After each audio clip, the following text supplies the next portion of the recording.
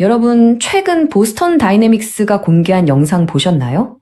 전 세계가 그야말로 발칵 뒤집혔습니다. 예전처럼 그냥 장애물 좀 뛰어넘고 그런 수준이 아니었어요. 차원이 달랐죠. 이건 공상과학 영화가 현실의 문을 활짝 여는 것 같은 바로 그런 순간이었습니다. 자, 지금부터 이 새로운 로봇 아틀라스가 대체 어떤 미래를 가져올지 저랑 같이 한번 제대로 파헤쳐 보겠습니다. 먼저 확실히 해야 할 게 있어요. CES 2026에서 공개된 이 새로운 아틀라스, 이거 더 이상 연구실에 갇혀있는 프로토타입이 아닙니다. 이미 생산 라인에 올라갔고 심지어 첫 생산 물량은 현대자동차랑 구글 딥마인드가 전부 다 예약했을 정도예요. 그러니까 지금 당장 현장에 투입될 준비가 끝난 진짜 상용 제품이라는 거죠. 이건 정말 진짜입니다. 그렇다면 이 새로운 아틀라스가 기존 모델이나 다른 로봇들이랑 도대체 뭐가 그렇게 다른 걸까요? 바로 이 지점에서부터 기술적인 대격변이 시작됩니다. 가장 큰 변화요? 바로 심장입니다. 동력 시스템이 완전히 바뀌었어요. 원래는 막 시끄럽고 복잡한 유압식이었잖아요? 그걸 싹 버리고 이제 완전한 전동식으로 갈아탄 거죠. 이게 비유하자면 굉음을 내면서 달리던 머슬카가 아주 조용하면서도 폭발적인 힘을 내는 전기 슈퍼카로 진화했다고 보시면 돼요. 이거 하나 바꿨을 뿐인데 아틀라스는 훨씬 더 날렵해지고 또 강해졌어요. 그리고 무엇보다 이제 대량 생산이 가능한 진짜 산업용 로봇이 된 겁니다. 자, 이제 스펙을 한번 볼까요? 와, 이건 정말 놀랍습니다. 관절이 56개인데 특히 허리랑 목이 360도로 막 돌아가요. 이건 인간의 신체적 한계를 아득하게 뛰어넘는 수준이죠. 여기에 50kg짜리 물건을 거뜬하게 들고 심지어 배터리가 떨어지면 알아서 가서 갈아 끼우고 와요. 24시간 내내 일할 수 있다는 뜻입니다. 이건 단순히 인간 작업자를 흉내내는 게 아니라 초인 작업자가 탄생했다고 봐야 합니다. 아니, 그럼 아틀라스는 어떻게 이렇게 똑똑해진 걸까요? 단순히 코딩된 대로 움직이는 게 아니에요. 보고 배웁니다. 먼저 인간이 시범을 보여주면 아틀라스가 그 데이터를 싹 다 기록해요. 그리고는 수천 개의 가상 아틀라스가 시뮬레이션 세상 속에서 밤낮 없이 그걸 연습하는 거죠.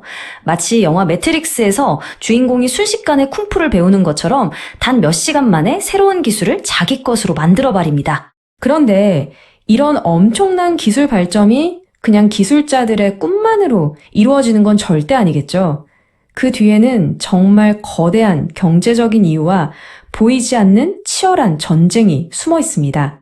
세계적인 투자은행 골드만삭스가 이런 예측을 내놨습니다. 이 시장이 2035년이 되면 380억 달러, 우리 돈으로 약 52조 원 규모까지 커질 거라고요. 이렇게 천문학적인 돈이 걸려 있는데 전 세계 기업과 국가가 이 경쟁에 뛰어드는 건 어쩌면 너무나 당연한 일이겠죠. 근데 정말 주목해야 할 건 바로 이 성장 속도입니다. 연평균 성장률이 거의 43%에 육박한다? 이건 그냥 성장하는 수준이 아니에요. 시장이 그야말로 폭발하고 있다는 뜻입니다. 공상과학이 공장의 현실이 되는 속도가 우리가 생각하는 것보다 훨씬 빠르다는 거죠. 이 차트를 보시면 왜 다들 이렇게 서두르는지 바로 알 수 있습니다. 이건 보이지 않는 로봇 전쟁이나 다름없어요. 한국이 지금 로봇 밀도에서 압도적인 1등을 달리고 있긴 한데 저 뒤를 보세요. 중국이 국가의 모든 역량을 쏟아부으면서 정말 무섭게 쫓아오고 있습니다. 이제 로봇 기술의 우위가 곧 국가 경쟁력이 되는 시대입니다. 그런데 이건 단순히 공장 안의 이야기에서 끝나지가 않습니다.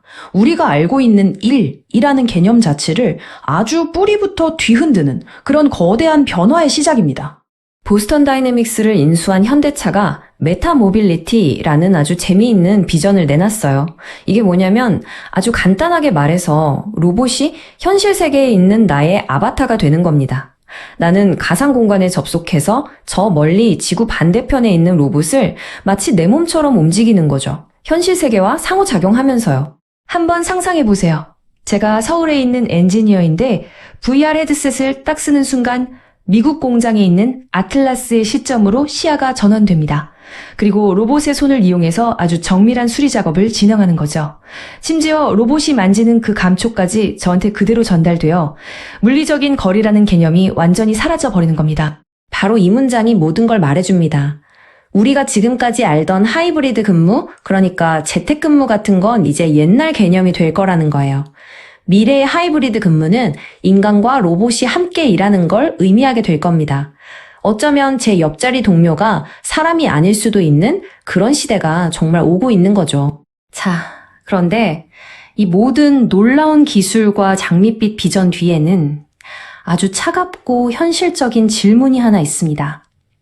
이 모든 것을 가능하게도 또 불가능하게도 할 수 있는 바로 돈 문제입니다. 그렇죠. 아무리 멋지고 대단한 기술이라도 결국 돈을 벌지 못하면 계속할 수가 없잖아요. 과연 이 꿈의 기술이 수익으로 이어질 수 있을까요? 자, 이 숫자 좀 보세요. 무려 1조 2천억 원입니다. 이게 뭐냐면 현대차가 보스턴 다이내믹스를 인수한 뒤에 기록한 누적 순손실이에요. 정말 어마어마한 액수죠? 우리가 영상에서 본 그 화려하고 놀라운 움직임과는 글쎄요, 완전히 정반대의 재무 성적표를 받아든 셈입니다. 더 신박한 건 이 손실 규모가 매년 눈덩이처럼 불어나고 있다는 거예요. 사실 이런 최첨단 기술을 연구하고 개발하는 데는 천문학적인 돈이 들어갈 수밖에 없거든요. 이제 드디어 성형 모델을 내놓은 만큼 이 엄청난 적자를 수익으로 바꿔야 한다는 압박감이 그 어느 때보다 클 겁니다. 바로 그래서 우리는 지금 이 순간 혁신적인 기술과 냉혹한 재무 현실이 정면으로 부딪히는 거대한 경쟁의 출발선에 서 있는 겁니다. 물론 이렇게 막대한 손실에도 불구하고 보스턴 다이내믹스 CEO의 비전은 아주 확고합니다. 단순히 공장을 혁신하는 걸 넘어서 언젠가는 이 로봇이 우리 집에 들어와서 우리 삶의 일부가 되게 하겠다는 거죠. 그야말로 회사의 운명을 걸고 올인한 셈입니다. 물론 공식적인 입장은 이렇습니다. 로봇이 인간의 일자리를 빼앗는 게 아니라는 거죠. 인간이 하기 싫어하는 지루하고 더럽고 위험한 dangerous한 일, 이른바 3D 작업을 대신해 준다는 거예요. 그러면 인간은 더 창의적이고 전략적인 일에 집중할 수 있게 된다는 아주 이상적인 그림을 그리고 있습니다. 결국 모든 이야기는 이 질문으로 돌아옵니다. 이 유능하고 똑똑한 기계들이 공장문을 넘어서 우리 사무실 그리고 우리 집으로 들어올 때 과연 우리와 로봇의 관계는 어떻게 될까요? 정말 우리를 더 나은 삶으로 이끌어줄 완벽한 동료가 될까요? 아니면 협력자와 경쟁자의 경계가 서서히 흐려지는 그런 관계가 될까요?